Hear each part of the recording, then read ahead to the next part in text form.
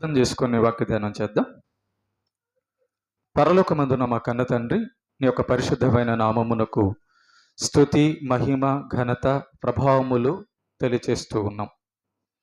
మరొక ఆదివారపు దినాన్ని మాకు అనుగ్రహించినందుకు స్తోత్రాలు తండ్రి. గత 5 వారాలుగా యాకోబు జీవితాన్ని మాకు నేర్పిస్తున్నందుకు స్తుతిస్తూ ఉన్నాం.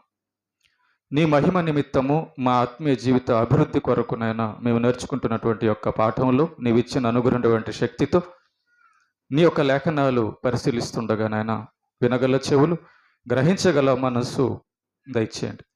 నీ పక్షాన నీవు నిలబెట్టుకున్న నీ దాసునైనా నేను అల్పజ్ఞుడను, పాపిని, నిష్ప్రయోజకుడను. కేవలం నీ కృప, నీ దయచేత నీవు నిలబెట్టావు. కాబట్టి మా అందరితో మాట్లాడి నేర్పించమని క్రీస్తు యేసు పేరిట ప్రార్థిస్తున్నాము తండ్రి, ఆమెన్. ప్రేమ నా దేవుని పిల్లరా, యాకోబు జీవితము 6వ యొక్క భాగాన్ని మనము ధ్యానించబోతూ ఉన్నాం. ఈ యొక్క 6వ భాగాన్ని ధ్యానించబోయే ముందు గత వారం ఎక్కడైతే ఆపామో అక్కడి నుంచి మనం ఒక చిన్న మాట చూసుకొని ముందుకు వెళ్దాం. యాకోబు నీతిమంతుడు, భక్తిపరుడు, దైవభక్తి కలిగిన వాడు. అయితే తన యొక్క కుమార్తె అయిన దీనా విషయంలో యాకోబుకి కొంచెం అవమానం జరుగుతుంది. దీనా వెళ్ళకూడని చోటుకి వెళ్ళి అక్కడ సమస్యల్లో పడి పాడు చేయడం జరుగుతుంది. అక్కడ రాజు యొక్క కుమారుడు కనుక యాకోబు యొక్క కుమారులిద్దరు వెళ్ళి ఆ ఊర్లో ఉన్న వారందరినీ కూడా చంపేసి, పురుషులను అందరినీ చంపేసేసి దీనాన్ని తీసుకొస్తారు. అప్పుడు యాకోబు బాధపడతాడు, ఇలా ఎందుకు చేశారు మీరని చెప్పని. కుమార్తెను అడుగుతాడు. తర్వాత కుమారులను కూడా ఇద్దరిని అడుగుతారు, ఎందుకు మీరు నరహత్య చేశారు, వాళ్ళందరూ కూడా మళ్ళీ మన మీదకి వస్తారు కదా అని చెప్పినప్పుడు ఆ ఇద్దరు కుమారులు ఏమంటారంటే, ఒక వేశ్య విషయంలో జరిగించినట్లుగా మన చెల్లి మా విషయంలో జరిగించొచ్చా, అట్లా చేశారు కదా, వాళ్ళు తప్పు కదా, కాబట్టి మేము అందరినీ చంపేసాము వాళ్ళందరినీ కూడా అని చెప్పని కుమారులు అంటారు. సో యాకోబు అయితే వాళ్ళని మందరిస్తాడు, అలా చేయకూడదు, మనం న్యాయపరంగానే మాట్లాడి చేయాలని చెప్పి మందరిస్తాడు. అయితే గుర్తుపెట్టుకోండి, ఇక్కడి నుంచి 6వ పార్ట్ ప్రారంభమవుతుంది. ఈ యొక్క 6వ పార్ట్ ప్రారంభమయ్యే ముందు 35వ వచనంలో ఒక మాట మనం జ్ఞాపకం చేసుకోవాలి. భక్తిపరుడైన యాకోబు జీవితంలో కుమార్తె అయిన దీనా మచ్చ తెచ్చింది, అవమానం తెచ్చింది. సరే, అవమానం తెచ్చింది, బాధాకరమైన విషయమే. కానీ యాకోబు జీవితాన్ని మనం చూసినప్పుడు తాను తప్పు చేయకపోయినా, తన బిడ్డ వల్ల తనకు అవమానం వచ్చినా దేవునిని విడిచిపెట్టలేదు యాకోబు. గమనించండి, మన ఇంట్లో మన కష్టం రాగానే, శ్రమ రాగానే ప్రార్థన మానేస్తాము, దేవునికి మనం విరుద్ధంగా మాట్లాడడం మొదలు పెడతాం. ఇదిగో దేవా, మా ఇంట్లో ఇట్లా ఇబ్బంది జరిగింది కదా, శ్రమ జరిగింది కదా, మరి నువ్వు కాపాడలేకపోయావా, లేకపోతే నువ్వు సహాయం చేయలేకపోయావా అని మనమైతే అడుగుతాం. కానీ యాకోబుకి తెలుసు, దేవుని ఆజ్ఞలు పాటించే వారికి దేవుడు తోడే ఉంటాడు. దేవుని ఆజ్ఞలను మీరిన వారికి దేవుని యొక్క శాపము, సాతాను యొక్క శ్రమ వస్తుంది. కనుక యాకోబు తన కూతురు తప్పు చేసింది కానీ దేవుడు తప్పు చేయలేదు కదా. తన బిడ్డలు తప్పులు చేశారు కానీ నేనైతే చేయలేదు కదా అనుకొని యాకోబు దేవుణ్ణి చూసుకొని ముందుకు వెళ్తూ ఉంటాడు. ఇదొక పాఠం. శ్రమలు వచ్చినప్పుడు దేవుణ్ణి విడవకూడదు అనేది యాకోబు జీవితంలో నుంచి మనం చూసి నేర్చుకోవాలి. చూడండి, ఏదైనా అనారోగ్యం వచ్చిందనుకో, అది కొంచెం తగ్గడం లేదనుకో, తాయిత్తులకి అన్నుల దగ్గరికి వెళ్ళిపోతారు. ఇక్కడ తగ్గడం లేదని అక్కడ తగ్గించుకోవడానికి వెళ్తారు. దేవుడు పెట్టే పరీక్షలో మన జీవితం తేలిపోతుంది. మనం తెచ్చుకునే శ్రమల్లో కూడా మన జీవితం తేలిపోతుంది, కష్టాల పాలవుతుంది. అయితే యాకోబు దైవభక్తుడు, నీతిమంతుడు గనుక యాకోబు పడిపోలేదు, భక్తిహీనతలో పడిపోలేదు. తన కుటుంబంలో శ్రమ వచ్చినా, బిడ్డ అవమానం తెచ్చినా యాకోబు దృష్టి దేవుడి మీదే ఉంది. యాకోబు ఆధారం దేవుడి మీదే ఉంది. యాకోబు నమ్మకం, విశ్వాసం దేవుడి మీదే ఉంది. వస్తాయి, లోకంలో ఉన్నాం కాబట్టి సాతాను కుటుంబంలో ఎవరు దొరుకుతారా అని చూస్తూ ఉంటాడు. ఎవరైతే అవకాశం ఇస్తారో వాళ్ళని పడగొట్టేస్తాడు సాతాను. వాళ్ళ వలన కుటుంబానికి చెడ్డ పేరు వస్తుంది. కానీ ఎవరైతే ఆ కుటుంబంలో దేవుని పాదాలు పట్టుకొని ఉన్నారో, నీతిగా ఉన్నారో వాళ్ళకేం కాదు. వాళ్ళకి దేవుడి సహాయం ఖచ్చితంగా ఉంటుంది. కాబట్టి యాకోబు దీనా విషయంలో జరిగిన అవమానంలో దేవుణ్ణి దూరం చేసుకోలేదు, దేవుణ్ణి అవమానించలేదు, దేవుణ్ణి నిందించలేదు. ఇంకా స్తుతించాడు, దేవుణ్ణి మహిమపరిచాడు. రైట్. ఇప్పుడు దేవుని ఆజ్ఞను విడిస్తే దీనాలాగా వస్తుంది పరిస్థితి. దేవుని ఆజ్ఞను విడిస్తే దీనాలాగా అయిపోద్ది మన పరిస్థితి. కనుక దేవుని ఆజ్ఞ విడువని యాకోబుని మనం చూస్తున్నాం. యాకోబు జీవితంలో మనం ఏం నేర్చుకుంటున్నామంటే, దేవుడు ఏం చెబితే అది చేస్తున్నాడు కానీ తన ఇష్టానుసారంగా ఒక పని కూడా చేయడం లేదు. కనుక యాకోబు దేవుని చేతుల్లో భద్రంగా నడిపింపబడుతున్నాడు. భూమి మీద ఉన్నప్పుడు భద్రత దేవుని చేతుల్లో ఉంటుంది, దేవుని ఆజ్ఞలో ఉంటుంది. ఏమా? రైట్. ఇక దేవుడు చూడండి యాకోబుతో ఎలా మాట్లాడుతున్నాడు చూడండి. దేవుడు యాకోబుతో మాట్లాడుతున్నాడు. 1వ వచనం, 35వ అధ్యాయం 1వ వచనం. దేవుడు యాకోబుతో, నీవు లేచి అక్కడ నివసించి నీ సహోదరుడైన ఏశావు ఎదుట నుండి నీవు పారిపోయినప్పుడు నీకు కనబడిన దేవునికి అక్కడ బలిపీఠము కట్టమని ఆజ్ఞ ఇచ్చాడు. చూడండి, దేవుడేమో ఆజ్ఞ ఇస్తున్నాడు, యాకోబు ఏమో పాటిస్తున్నాడు. అంతే. మనకు కూడా దేవుడు 66 పుస్తకాలు ఇచ్చాడు. మనం ఏం చేస్తున్నాం? ఈరోజు వెళ్ళను ప్రభువా, వచ్చే సంవత్సరం వెళ్తాను ప్రభువా అనలేదు యాకోబు. దేవుడు బేతేలుకి వెళ్ళమన్నాడు, ఓకే ప్రభువా నువ్వు ఏం చెప్తావు అది నేను చేస్తా, నా సొంత నిర్ణయాలు ఎప్పుడు కూడా దేవుడు చేయను అంటూ అనే జీవితం యాకోబులో మనకు కనబడుతూ ఉంది. యాకోబులో దేవుని ఆజ్ఞను పాటిస్తున్నటువంటి జీవితం మనకు కనబడుతూ ఉంది. కాబట్టి దేవుడు బేతేలు దగ్గరికి వెళ్ళమని చెప్పగా దేవుడు యాకోబు చూడండి ప్రయాణం మొదలు పెట్టాడు. రెండోది, దేవుడు అంటున్నాడు అక్కడ నాకు బలిపీఠము కట్టు. బలిపీఠం ఎందుకు కట్టమన్నాడు? ఆరాధించడానికి, బలి అర్పించడానికి. దేవుడు నన్ను ఆరాధించు అన్నప్పుడు ఆరాధిస్తున్నాడు, పలానా చోటుకి వెళ్ళమన్నప్పుడు యాకోబు వెళ్తూ ఉన్నాడు. యాకోబు జీవితంలో దేవుని ఆజ్ఞ మీరడం అనేది మనకు కనబడడం లేదు అసలు. యాకోబు జీవితంలో దేవుని ఆజ్ఞ విడిచిపెట్టడం అనేది అస్సలు కనబడడం లేదు. కనుక దేవుడు యాకోబుతో కనెక్షన్ కొనసాగిస్తూనే ఉన్నాడు. దేవుడు యాకోబు జీవితంలో తోడై ఉంటూనే ఉన్నాడు. మన జీవితంలో కూడా అంధకార పరిస్థితులు, అర్థం కాని పరిస్థితులు, రకరకాల శోధనలు ఎదురైనప్పుడు మనకు తోడుండి బలపరిచి నడిపించవలసింది దేవుడే. కాబట్టి దేవుడు మన జీవితంలో ఉండాలి. నేను అది చేసేస్తే నాకు బాగుంటుంది అనుకోవడం కాదు, దాని తర్వాత వచ్చే ప్రతిఫలాలు కూడా ఎదుర్కోవాలి. అది నీ వల్ల అవుతుందా? దేవుడు తోడై ఉండాలి. కష్టాన్ని నువ్వు ఎదుర్కోవాలంటే, శ్రమలను ఎదుర్కోవాలంటే, శత్రువుని నువ్వు జయించాలంటే దేవుడు తోడుండాలి. రైట్. చెప్పంగానే చూడండి బయలుదేరిపోయాడు. 2వ వచనం, రెండవ వచనం. యాకోబు తన ఇంటి వారితోనూ తన యొద్ద ఉన్న వారందరితోనూ మీ యొద్దనున్న అన్య దేవతలను పారవేసి మిమ్మును మీరు శుచిపరచుకొని మీ వస్త్రములను మార్చుకొనుడి.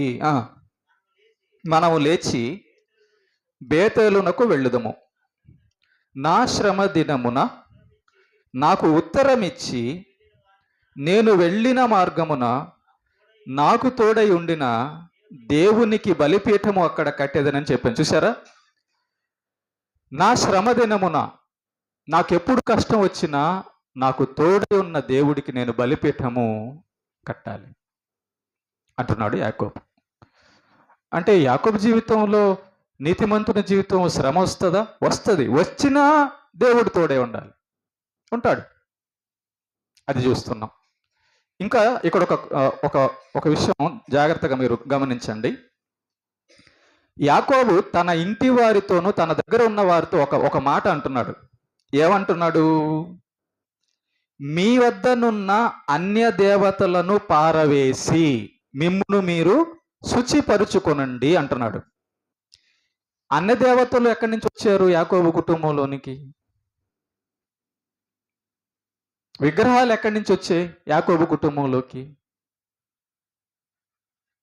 ఏమ్మా? అన్య దేవతలు విగ్రహాలు ఎక్కడి నుంచి వచ్చాయి యాకోబు కుటుంబంలోకి?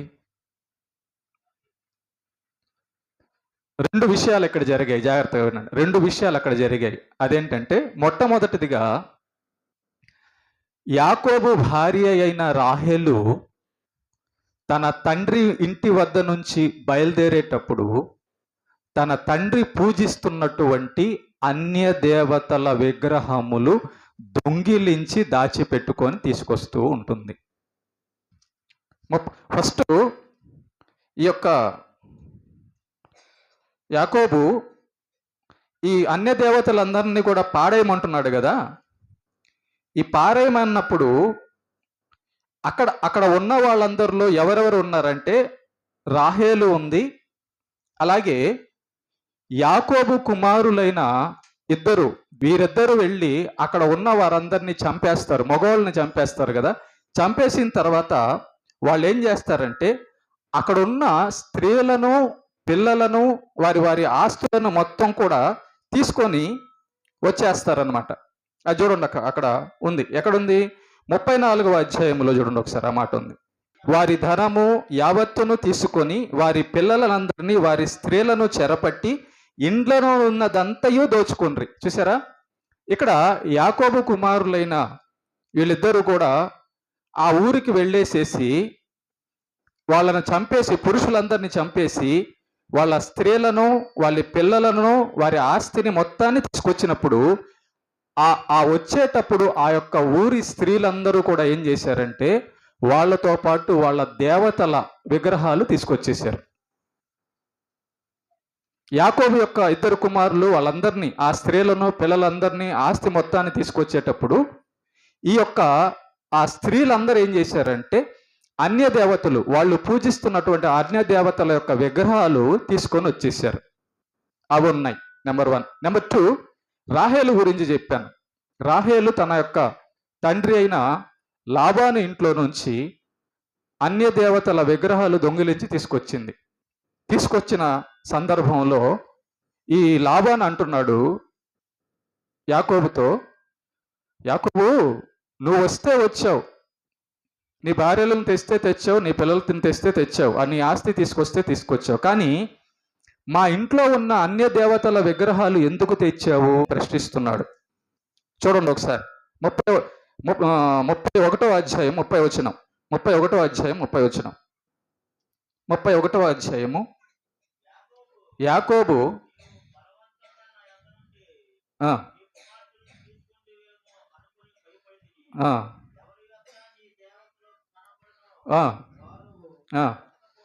చూడండి ఇక్కడ యాకోబు ఏమంటున్నాడు?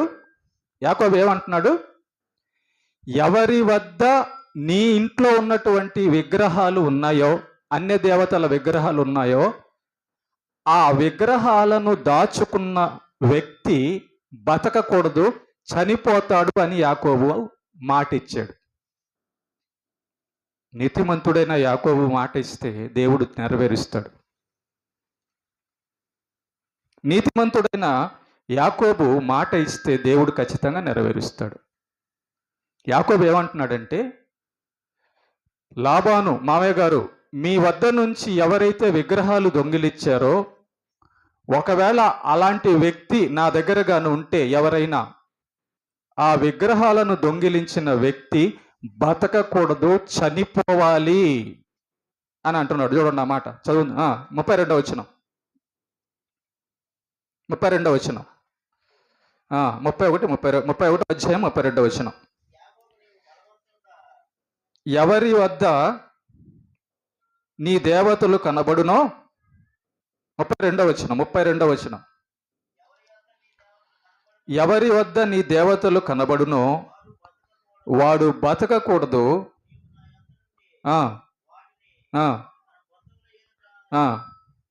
వెదకి నీ దానిని తీసుకోమని లాబానుతో చెప్పాను. చూసారా? తర్వాత రాహేలు వాటిని దొంగిలించినని యాకోబుకి తెలియదు, శపించేశాడు అన్నమాట. యాకోబు ఏం చేశాడంటే శపించినట్టు శపించేశాడు. ఎవరి వద్ద నీ యొక్క విగ్రహాలు, అన్య విగ్రహాలు ఉంటాయో అలాంటి వ్యక్తి బతకడు, చచ్చిపోతాడు, అది స్త్రీ కానీ పురుషుడు కానీ అని చెప్పి యాకోబు శాపం ఇచ్చేస్తాడు. ఒక మాట వదిలేశాడు అంతే. ఈ రాహేలు దొంగిలించిందని యాకోబుకి తెలియదు. భక్తుడైన యాకోబు జీవితంలో భక్తిహీనత కలిగి ఉన్న రాహేలు, భార్య భక్తిహీనురాలు. యాకోబు ఎంత గొప్ప దేవుణ్ణి పూజిస్తున్నాడో ఆ గొప్ప దేవుణ్ణి పక్కన పెట్టి విగ్రహాలను తెచ్చుకుంది రాహేలు. మనిషి చేసిన విగ్రహాలను తెచ్చుకుంది రాహేలు. ఎవరైతే ఈ పని చేశారో వాళ్ళు చనిపోతారు అని చెప్పి యాకోబు మాట చెప్పేశాడు. ప్రేమైన దేవుని బిడ్డలారా, ఈ మాట చెప్పిన తర్వాత యాకోబు యొక్క భార్య అయిన రాహేలు, విగ్రహాలను దొంగిలించి తెస్తున్న రాహేలు చనిపోతుంది. అది తర్వాత మనం చూస్తాం. దానికి ముందు చూద్దాం ఏం జరుగుతుందో. యాకోబు చెబుతూ ఉన్నాడు. నా 35వ అధ్యాయంలోకి వచ్చేసేయండి. ఇప్పుడు 35వ అధ్యాయం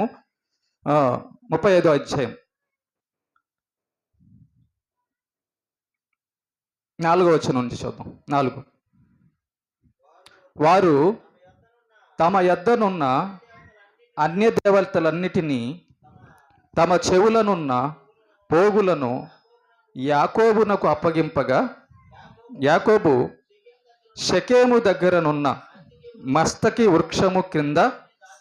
చూసారా? యాకోబు మాట అక్కడ ఉన్న వాళ్ళందరూ విన్నారు, ఒక రాహేల్ తప్ప. రాహేల్ ఎవరు?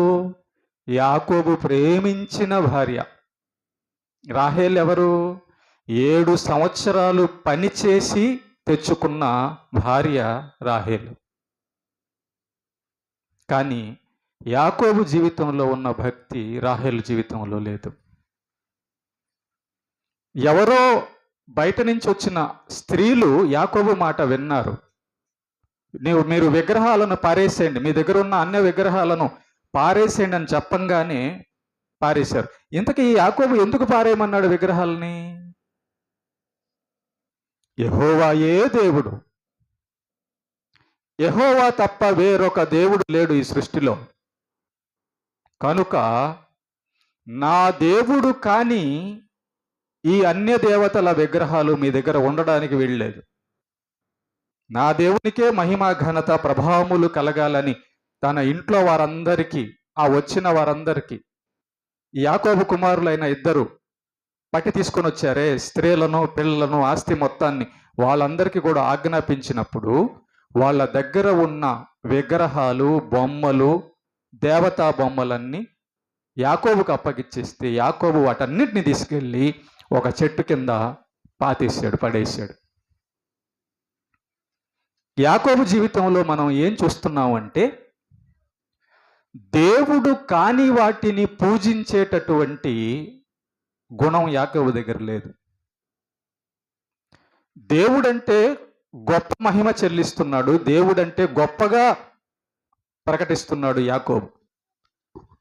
ఎప్పుడన్నా బాగలేనప్పుడు లేకపోతే ఇంకొకటి అయినప్పుడు ఈయన దగ్గర తగ్గలేదు కాబట్టి ఇంకొక దగ్గరకు పోదాం అన్న క్యారెక్టర్ కాదు యాకోబుది. ఒకసారి నమ్మాడు, పూర్తిగా నమ్మాడు, తల వంచుకొని వెళ్తున్నాడు. ఆయనే దేవుడు. కష్టం వచ్చినా ఆయనే దేవుడు, అవమానం వచ్చినా ఆయనే దేవుడు, ప్రాణం పోయినా ఆయనే దేవుడు. ఇంకొక దేవుడిని, దేవతని నేను నమ్మను, మొక్కను. అది యాకోబు యొక్క స్టాండ్, జీవితం, పరిస్థితి. మరి మన జీవితాల్లో యాకోబు వల్లే యెహోవాయే దేవుడు, ఇంకొక దారికి నేను వెళ్ళను, ఇంకొక దేవత అన్ని దేవతలకు నేను వెళ్ళను అనే జీవితం మనలో ఉందా లేదా చూసుకోవాలి. ఎందుకు యాకోబుకి దేవుడు తోడై ఉన్నాడు అంటే, యెహోవాను తప్ప ఇంకొక అన్య దేవతల వైపు నమ్మకం కానీ, చూపు కానీ, ఆశ కానీ లేదు యాకోబు జీవితంలో. ఒకే ఒక్క దేవుడు అంతే నమ్ముతూ ఉన్నాడు. కనుక అలాగా వాళ్ళందరూ కూడా వాటిని అన్ని పాడేశారు. పారేసిన తర్వాత ఏం జరిగింది చూడండి ఒకసారి. ఈ యాకోబు కుమారులు ఆ ఊరికెళ్ళి దీనాన్ని తీసుకెళ్లారే, ఆ ఊరికెళ్ళి అక్కడ ఉన్న వాళ్ళందరినీ కూడా చంపేశారు కదా. వాళ్ళందరినీ కూడా చంపేశారు కదా. చంపేసినప్పుడు మరి వాళ్ళ బంధువులు ఆ చుట్టుపక్కన ఊర్లో ఉంటారుగా, ఉంటారా ఉండరా? ఉంటారు. మరి వాళ్ళందరూ వచ్చేసి మొత్తం గుంపుగా యాకోబును చంపేస్తే, యాకోబు కుమారులను చంపేస్తే, ఏమ్మా చంపేస్తే ఏం జరుగుండదు ఒకసారి ఆలోచించండి పరిస్థితి. ఓకేనా? యాకోబు కుమారులు వెళ్ళి ఆ ఊర్లో ఉన్న పురుషులందరినీ చంపినప్పుడు వాళ్ళ యొక్క బంధువులు చుట్టుపక్క ఊర్లలో ఉంటారు కదా, వాళ్ళందరూ కలుసుకొని యాకోబు దగ్గరకు వచ్చి యాకోబు కుటుంబం మొత్తాన్ని చంపేసి ఉంటే యాకోబు ఉండేవాడు కాదు. కానీ ఇక్కడ ఏం జరుగుతుందో తెలుసా? 5వ వచనం చదవండి, 35వ అధ్యాయం 5వ వచనం. వారు ప్రయాణమైపోయినప్పుడు దేవుని భయము వారి చుట్టూ ఉన్న పట్టణముల మీద ఉండెను గనుక వారు యాకోబు కుమారులను తరమలేదు. చూడండి ఒకసారి. యాకోబు యొక్క కుమారులు ఆ ఊర్లో ఉన్న పురుషులందరినీ చంపేసి వస్తే వాళ్ళందరూ పగ తీర్చుకోవాలి ఇప్పుడు యాకోబు మీద, యాకోబు కుమారుల మీద. వాళ్ళంతా వచ్చేసి వీళ్ళని చంపేయాలి. కానీ ఏం జరుగుతుందో తెలుసా? యాకోబు దేవుని భయభక్తులు కలిగి ఉన్నందువలన యాకోబుని కానీ, యాకోబు కుమారులను కానీ టచ్ చేయడానికి ఆ చుట్టుపక్క ఉన్న వాళ్ళందరికీ కూడా దేవుడు భయం పుట్టించేశాడు.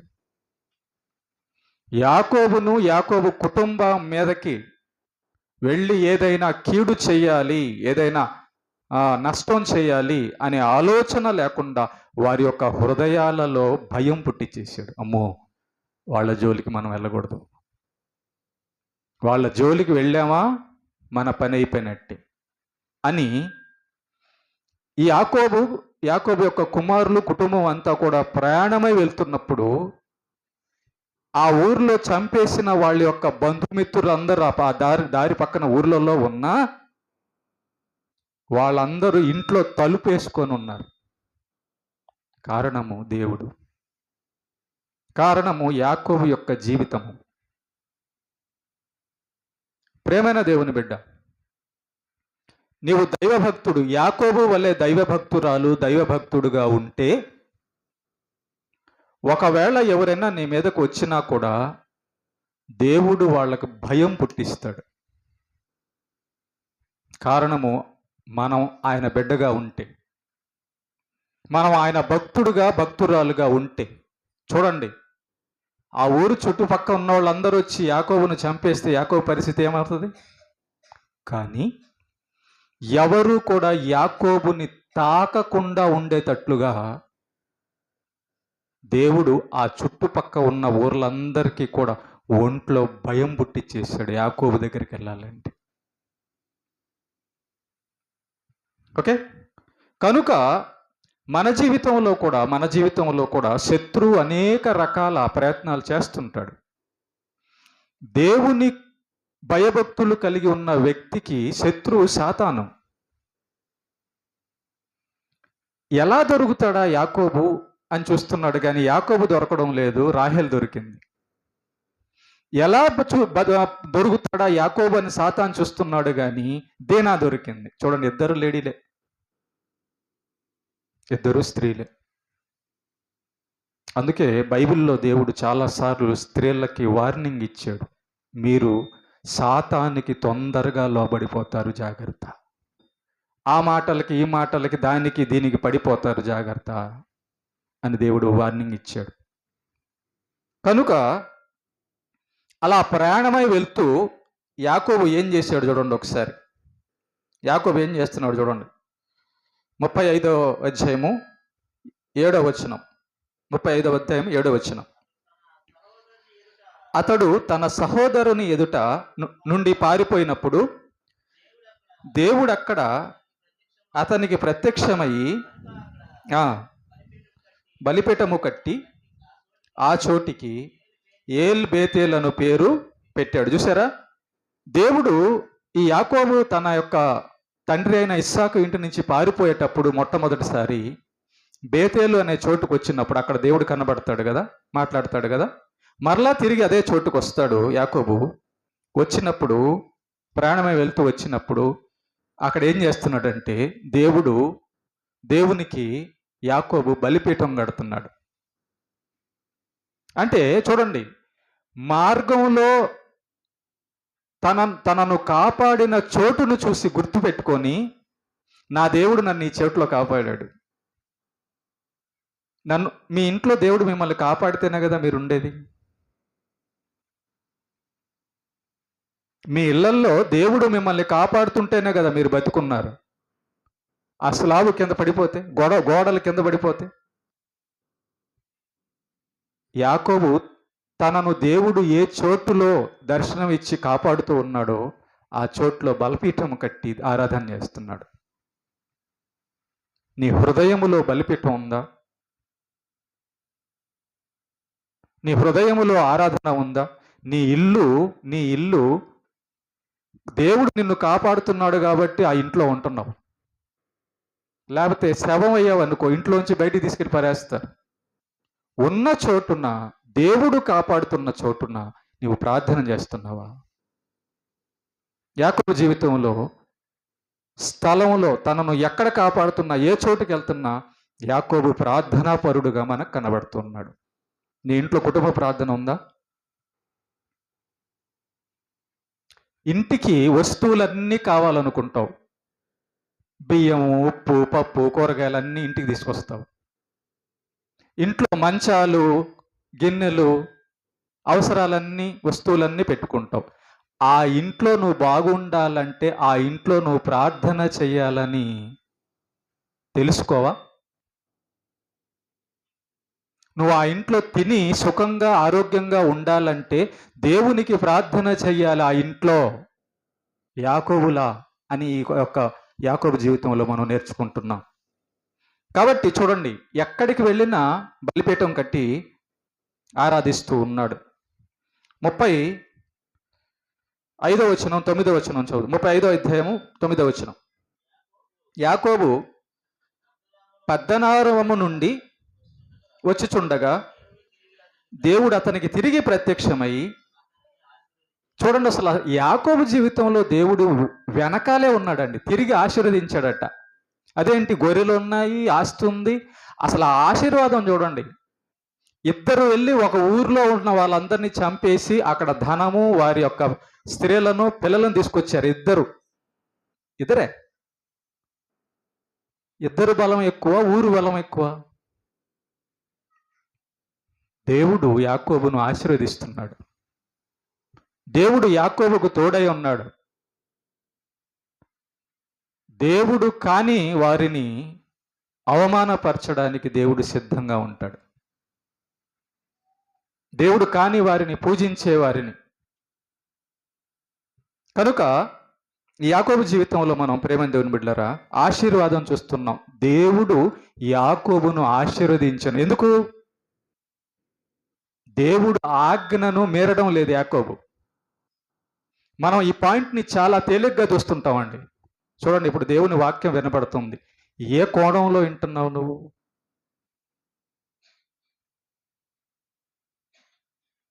దేవుని వాక్యం దేవుడు నీతో మాట్లాడుతున్నాడు. దేవుడు మనతో మాట్లాడుతున్నాడు. నువ్వు ఏ విధంగా వింటున్నావు? యాకోబుతో దేవుడు కంటిన్యూషన్గా మాట్లాడుతున్నాడు అంటే యాకోబు దేవుని ఆజ్ఞ పాటిస్తున్నాడు కనుక కంటిన్యూషన్లో మాట్లాడుతున్నాడు. మనం ఒకడు చెప్పింది చేయలేదనుకో రెండోసారి చెప్తాడు, చేయలేదనుకో మూడోసారి చెప్తాడు, చేయలేదనుకో ఇంక చెప్పడు.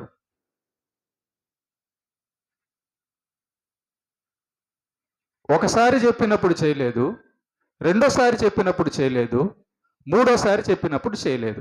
అప్పుడు ఏం చేస్తాడు? ఆ చెప్పేవాడు ఏం చేస్తాడమ్మా? చెప్పడం మానేస్తాడు. చెప్పడం దేవుడు మనకి చెప్పడం మానేశాడు అనుకో, మన జీవితాలన్నీ వేరే విధంగా ఉంటాయి. ఎందుకు? దేవుడు చెప్పాలి, ఇదిగో ఆ రూట్లో వెళ్ళు, ఈ రూట్లో వెళ్ళు అని దేవుడు చెప్పాలి. దేవుడు చెప్పిన ఆజ్ఞ వల్లనే మనకు రక్షణ, భద్రత ఉంటుంది. ఆయన చెప్పింది చేస్తుంటేనే మనకు బాగుంటుంది.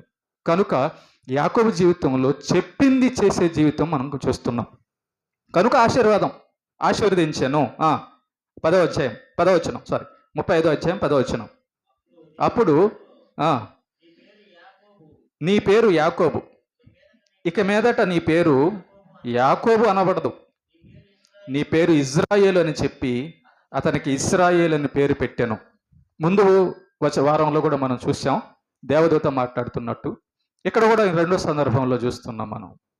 యాకోబు కాదు నీ పేరు ఇక నుంచి ఇజ్రాయేలు.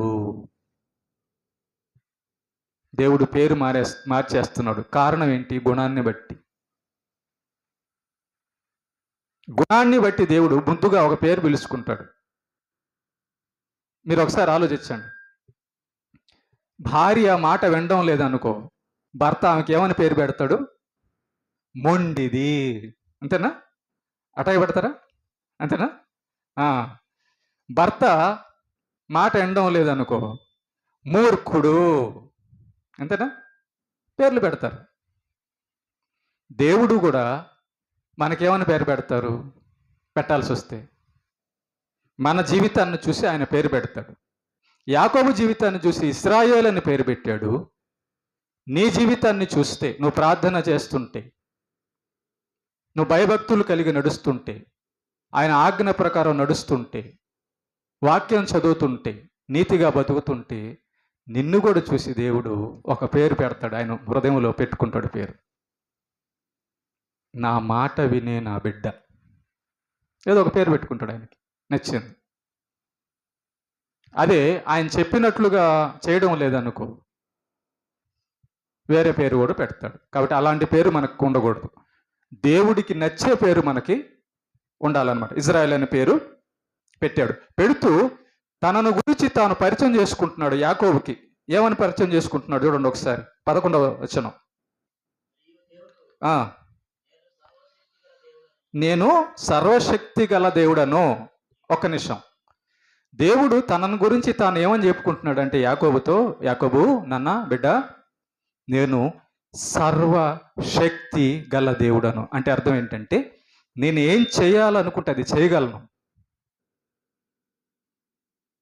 నిన్ను కొట్టాలనుకున్నా కొట్టగలను, బతికించాలనుకున్నా బతికించగలను, నీకు డబ్బులు ఇవ్వాలన్నా ఇవ్వగలను, ఆరోగ్యం ఇవ్వాలన్నా ఇవ్వగలను, అనారోగ్యం ఇవ్వాలన్నా ఇవ్వగలను, ఏవైనా చేయగలను. నీ జీవితంలో నీ మీదకి ఎవరైనా వస్తే నిన్ను కాపాడగలను, నిన్ను బలవంతుడిగా చేయగలను, నిన్ను మాదిరిగా చేయగలను, ఏవైనా చేయగలను. సర్వశక్తిమంతుడంటే అది. సృష్టిని తిప్పగలను, భూమి ఆకాశాలను సమస్తము చేసిన వాడను, సర్వశక్తిమంతుడను. సర్వశక్తి గల దేవుడు. దాన్ని నమ్ముకోవాలి మనం.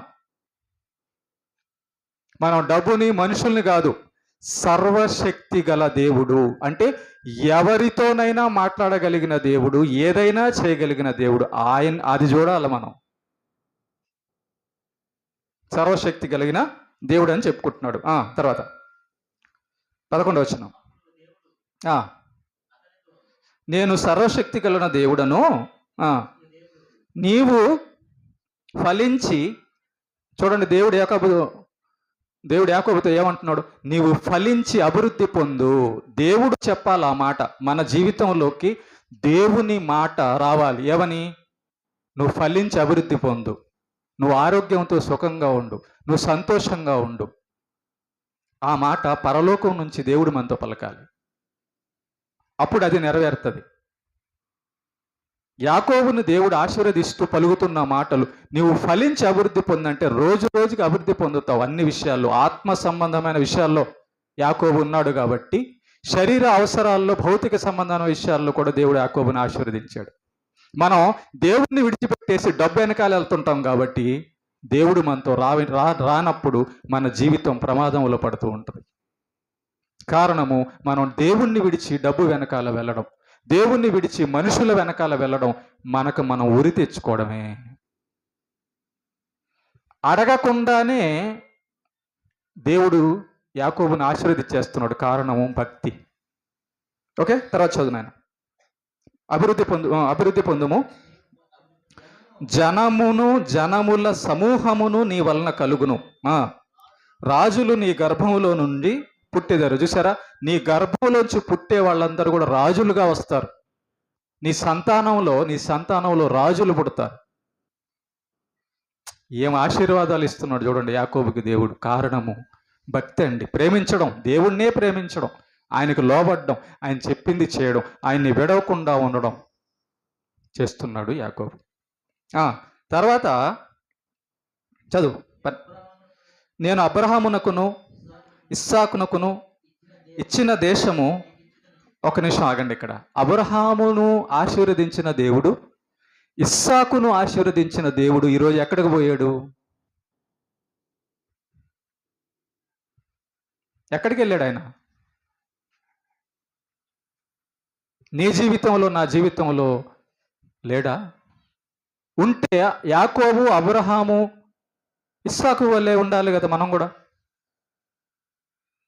కాబట్టి అబ్రహామును ఆశీర్వదించినట్లుగా, ఇస్సాకును ఆశీర్వదించినట్లుగా, అబ్రహాముకి ఇస్సాకు ఇస్తానన్న దేశమును నీకు ఇస్తాను.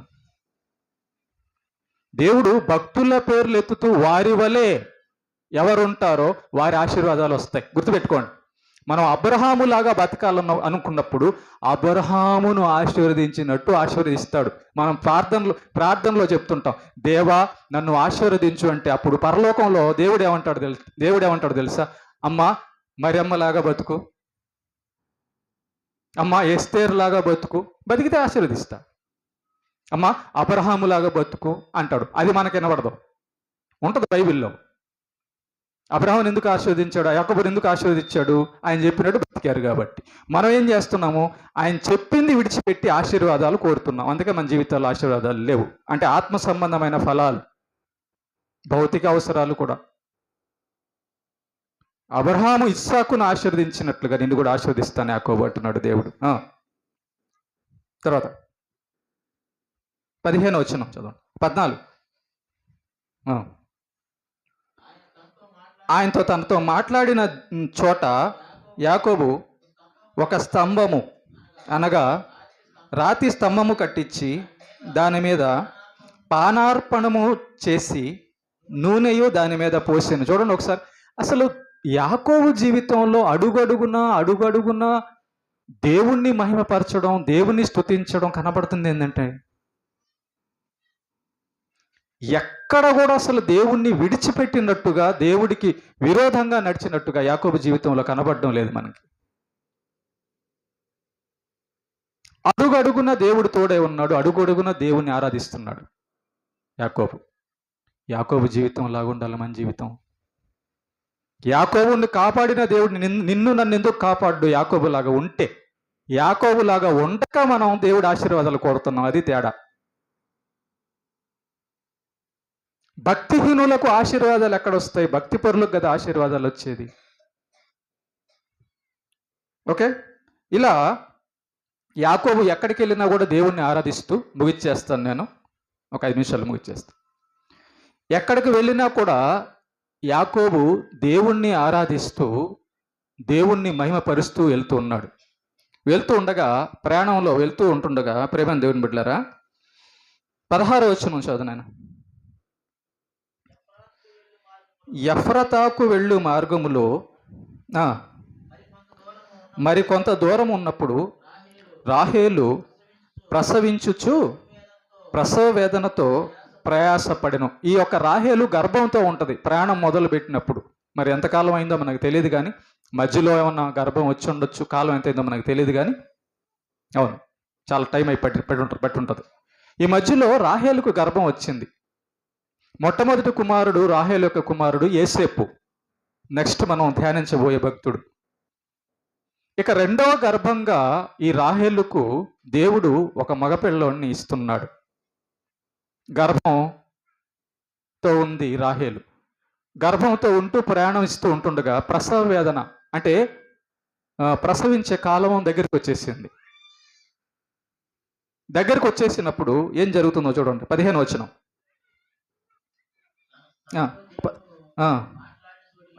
సారీ 15 కాదు, 17. ఆమె ప్రసవం వలన ప్రయాసపడుచున్నప్పుడు మంత్రసాని ఆమెతో, భయపడకుము, ఇదియు నీకు కుమారుడగునని చెప్పాను. ఆమె రాహేలు చనిపోయిందంట. ప్రసవించి ఒక కుమారుణ్ణి కని రాహేలు చనిపోయిందంట. 18వ వచనం. ప్రాణము పోచుండగా ఆమె అతని పేరు బెనోని అనెను. అతని తండ్రి అతనికి బెన్యామీను అను పేరు పెట్టాను. 19. అట్లు రాహేలు మృతి పొంది బెత్లెహేమను ఎఫ్రతా మార్గమున పాతి పెట్టబడిను. ఎందుకు చనిపోయింది రాహేలు చెప్పండి? రాహేలు ఎందుకు చనిపోయింది చెప్పండి ఒకసారి. ఎందుకు చనిపోయింది రాహేలు? 31వ అధ్యాయము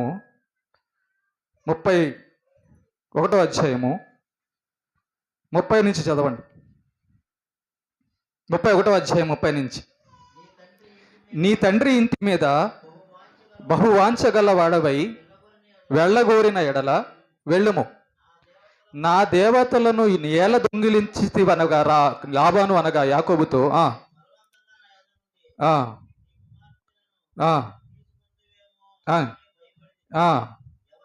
ఎవరి వద్ద నీ దేవతలు కనబడునో వారు బతుకకూడదు. చాలు. యాకోబు అన్న మాట, మామా, నీ ఇంట్లో ఉన్న దేవతలను ఎవరైతే తెస్తారో, అలాంటి వాళ్ళు నా యొక్క కుటుంబంలో నా చోట ఎవరు ఉంటారో వాళ్ళు ఏమవ్వాలి? చనిపోవాలి అన్నాడు. రాహేలే తెచ్చింది అది. పాపం యాకోబు చాలా ప్రేమిస్తాడు రాహేల్ని, కానీ రాహేలు యాకోబుతో చెప్పదు నేను దొంగతనం చేశానని. భర్తతో చెప్పని భార్య, భర్తతో చెప్పని భార్య, నిజం మాట్లాడని భార్య, స్త్రీ. భర్త ఏమో ఒక దేవుడు, భార్య ఇంకొక దేవుడు. ఇలా ఉండొచ్చునా? ఇలా ఉండొచ్చా? కొంతమంది అంటుంటారు ఏ దేవుడైనా పర్లేదని. ఇక్కడ ఆ రూల్ కుదరదు. ఏ దేవుడైనా ఒక్కడే అంటే ఊర్లో వాళ్ళందరూ మీ నాన్నలేనా? ఊర్లో వాళ్ళంతా నీకు తండ్రులా? ఒక్కడు తండ్రా? ఒకడే ఉంటాడు. పుట్టించినోడు సృష్టికర్త ఒకడే ఉంటాడు. యాకోబు శపించేశాడు. నీతిమంతుని యొక్క నోట వచ్చిన మాట దేవుడు ఆ మాటను జరిగిస్తాడు. యాకోబు మాట అన్నాడు, ఎవరైతే ఆ విగ్రహాలు దొంగరిస్తారో వాళ్ళు చనిపోవాలి అన్నప్పుడు ఆ యొక్క శాపము రాహేలు మీద పడింది. అన్య దేవతలు నిజమైన దేవుణ్ణి విడిచిపెట్టి అన్య దేవతల బొమ్మలు దొంగిలిచ్చింది కాకుండా అది భర్తకు చెప్పకుండా జరుగుతుంది. మళ్ళీ సందర్భం అంతా జరుగుతుంది. లాబాన్ని ఎదుగుతున్నాడు భర్త. ఎవరైతే ఈ విగ్రహాలు దొంగలిచ్చారో వాళ్ళు చనిపోవాలంటున్నాడు. భర్తకేమో ఆ విగ్రహాలంటే ఇష్టం లేదు, దేవుడే ఇష్టం. ఇదంతా జరుగుతున్నా కిమ్మనకుండా ఉంది. చూడండి రాహేలు. పురుషులారా, స్త్రీలారా, భర్తలారా, భార్యలారా జాగ్రత్త. మీ దగ్గర రహస్యాలు ఉండకూడదు. రహస్యాలు పెట్టుకోబాకండి. ఒకటే శరీరం లాగా, ఒకటే మనసు లాగా ఉండాలి. ఓకే.